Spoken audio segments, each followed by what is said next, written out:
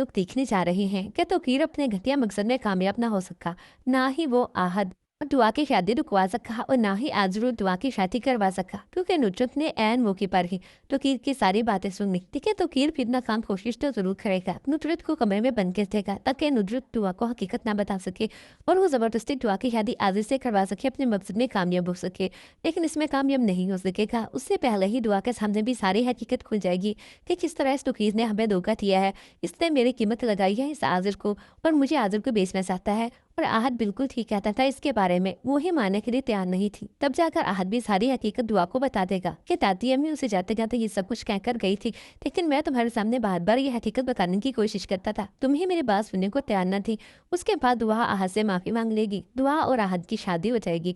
लेकिन फिर आजिर माफ नहीं करेगा इस तौकीर को और आजिर को माफ नहीं करेगी ज़ेबुन्निसा, जब उसके सामने हकीकत खुलेगी कि कैसे इसने किसी की जिंदगी बर्बाद करने की कोशिश की।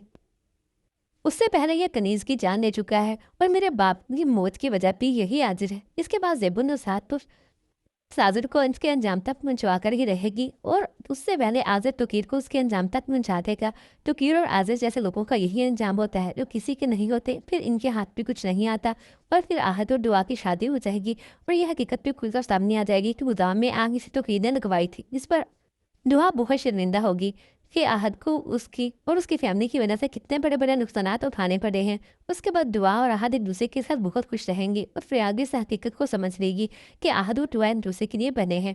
उसके लिए जितनी भी उसने साजिशें और कोशिशें दी लेकिन कामयाब ना हो सकी, फिर फ़रियाद इस रिश्ते को कबूल कर लेगी और शादी करने के लिए तैयार हो जाएगी, जिसके बाद ऐमन की ज़िंदगी में भी कुछ सुकून के दिन आएंगे, क्योंकि फ़रियाद की वजह से ही हमेशा ऐमन को अपने शोहर की नाराज़गी बर्दाश्त करनी पड़ती थी। व्यूअर्स, रंग ड्रामा आप लोगों को कैसा लगता है अपनी राय कमेंट सेक्शन में लाजमी दिया करें। हमारी वीडियो अच्छी लगी हो तो वीडियो को लाइक करके दोस्तों के साथ जरूर शेयर करें।